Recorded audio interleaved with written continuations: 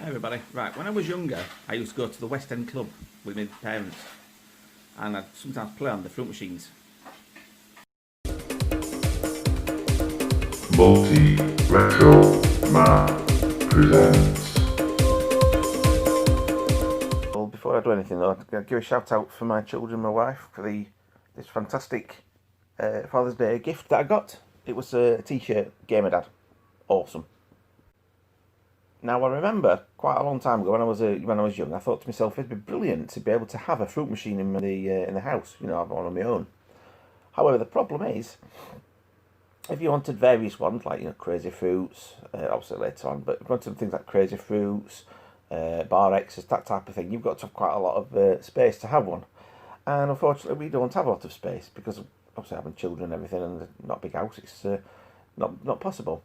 So I remember looking and thinking, oh, it'd be brilliant if you could actually do it on a computer or something, because also like there was emulation. What was starting off, like Spectrum emulators, Commodore 64 emulators, that type of stuff. So I was really impressed with those things, and the ability to have like loads of games on a drive without having to have loads and loads and loads of cassettes, and then taking ages to load up, that type of thing as well. So the emulation had a lot of positives. So obviously check out my other videos for that, because I've done some videos about emulation for the old computers. Anyhow, there was one day I kind of come across an emulator. There was three of them. There was BF emulator, JP emulator, and MFME. Now, the BFM emulator was basically for the Bellfruit fruit machines, which were called obviously BF emulator for Bellfruit. You then had obviously the other ones, JP emulator, so they were obviously the JPM games, which I've more recently found is actually a controller emulator of back to the Sony PlayStation console, which is completely different to what it should be. But then you had MFME, which I believe stands for Multiple Fruit Machine Emulator, which does what it says on the tin. It emulates pretty much, well, most fruit machines if people have uploaded the ROMs, because that's how they work. They download the ROMs from the actual PCBs of the machines into code like binary, I think it's a binary file or something, and then the emulator then converts that somehow. I mean, I'm not that technical with it, but it converts it into the various things like contains all the information for the lights, the reels, what combinations and that type of stuff, So it works quite well. So okay, now many years ago I used to work at a place that was near a Bucky's, and I used to go to Bucky's with a friend, just for something to do at dinner time, have a wander out and stuff. And they actually had a fruit machine in there called Volcano, and I started playing it. Well, I had a quick look at it, and it was really good. The colours on it were amazing, and it had like a sort of a 3D effect for the middle part there, and it kind of went inwards where all the various things were, like your amount of nudges you could have, I think, like pounds, £2, £3 or whatever, and there was other sort of other features, like different features in the middle bit. Now, what it used to do was it would change colour to red and play a different music. I believe it was Run DMC. It's like that part of that tune, which you'll see on the video, and it was really nice. It was a good thing, and at one point I used to watch it and it said insert 5p to play. So somebody else put 20 pence in and left it and not bothered, and it was 25 pence play. So I stuck 5p in it, and it was got 2 on the count, if you like, for the bottom. So if you got another 2, you then got the bonus. So it held, so I held it, got on the bonus thing, spun it again, and it went straight into the game. So then I'm thinking, oh, well, I'll just go for feature. So I went for the feature, and I thought, well, it'll not kill you, it'll not lose them thing, which I now found it does, but at the time I thought, well, it won't do that. So I gambled it, and it went all the way up to the top, and I got the jackpot of £15, and I thought, brilliant. So I collected it all, walked away, never thought out on it. Somebody then later on went to it, put £1 in, and won the jackpot again. So I was like, oh, I don't believe this. But anyway, that's by the by. So, the MFME version 3.2, it was done, the actual emulator for the fruit machine, by somebody called known as Robin Hood 75. Now, he did the layout and everything, and it looked really good. The only slight problem was that when it used to turn red at the screen, the colours didn't change, it stayed yellow. And I believe, if I remember rightly, there was also some problems with the sound on the very early version, when you used the older emulator, because you do certain stuff, and I can't remember if it was something like going onto the game or something, or you got a bonus and it used to say extra life instead of, whatever, the bonus noise or whatever it'd do. It was something like that. Well, then the later versions, you've got version 5, version 6, and now on version 19.8. That's the latest one as I'm doing it now, and the sounds work fine. So I had this vision or the idea one day, thinking, well, how does it work? Would it be possible to actually get would it be possible to get the thing fixed, if you like? Would I be able to put lights on it? How does it work? So I had a quick look at it and worked it out basically worked out how to do it. And here is sort of information on how I did it. So I decided to post something on a forum, fruitmu.co.uk, saying downloaded blah blah blah blah. Didn't hear anything about it. So then I replied back to myself, not thinking or not realising it was me that actually posted it in the first place. Basically saying, has anybody posted it? So it was just realised it's my own post, blah blah blah. So somebody put remove the ROMs. Now, one of the issues I had, like I said, was I'd not got enough ROM sound files, or not in the emulator anyway, which I got sorted out. And there's various comments on there as well, saying what's what. Somebody posted pictures of the Volcano film machine. Now, that was okay, but it didn't look right, and I think if you can see with the jackpot part, it's covered up. So I thought, well, that wouldn't work, because you really need to be stood at it looking a bit straight on. This is the original part of the machine, which needed to be changed, or I wanted to change, from yellow to red, because all lit up in there in a nice red colour, so everything had like a red glow.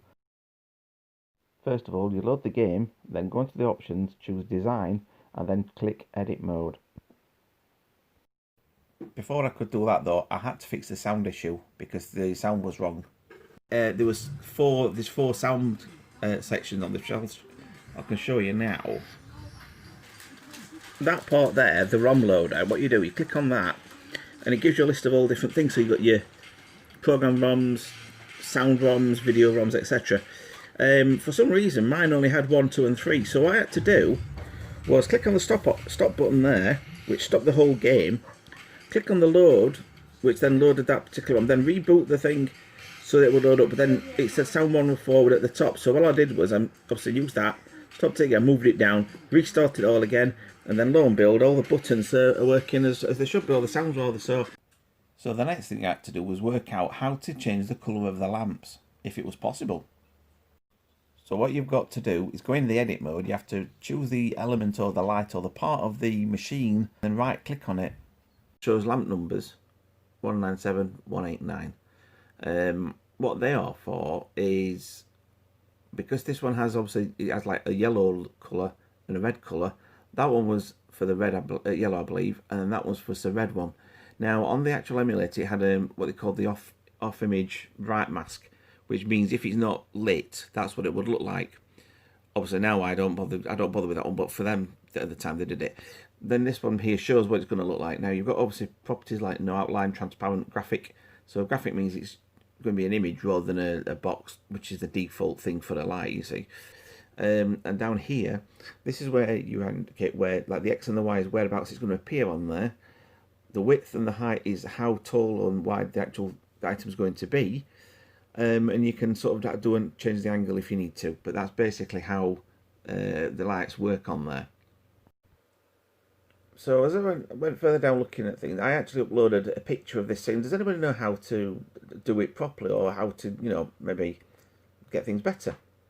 So I uploaded a picture saying these are the bits, where that's red, and the right hand side I managed to get red, and the left hand side is yellow,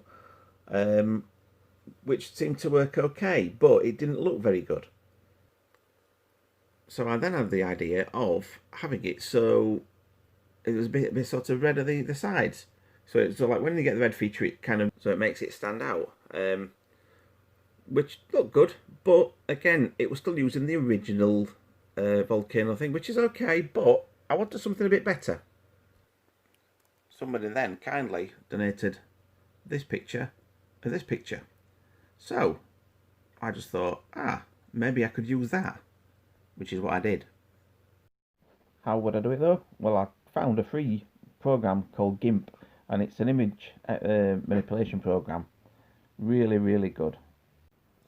Well, the first thing I had the issue, if you like, was the original layout was in like a square format, and obviously I managed to get the photograph after various changes and updates to it. You know, various doing bits and bobs, moving stuff about, you know, copying, pasting various bits and bobs. So I managed to get it to look sort of somehow half decent. But once I'd done it, I wasn't entirely happy with the layout of it because it was a bit square. The left-hand side of the machine, as you look at it, it had a very small, you know, lighting effect. So I wondered if it would be possible to make it widescreen, and if so, how easy. Well, the first part was when I tried to do it widescreen, the image was moved to the left-hand side. So if you imagine that was the width of it, the screen was kind of towards that way. You know, so it wasn't, which I didn't particularly like. I didn't think really good. Anyhow, I managed to work out that you could actually highlight a whole section and move it, you know, drag it along a bit. So after various other bits and bobs and messing about with the settings, the things like that, I eventually got it to look like this.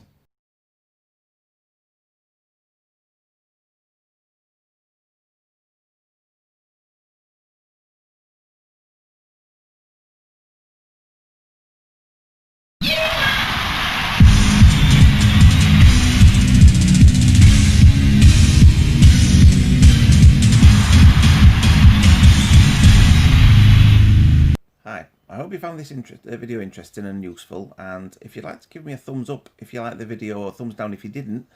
Any feedback that you could give on the video would be really grateful, and I could use it in my future videos that I'm going to do. Like I say, that was my very first one or attempt at doing anything on, you know, on the fruit machines, and I had quite good positive. I even did another one shortly afterwards, the following day, called Super Bar X. Super Bar Red. And that got some really good positive feedback, which I was really surprised at because that only took me a day to do.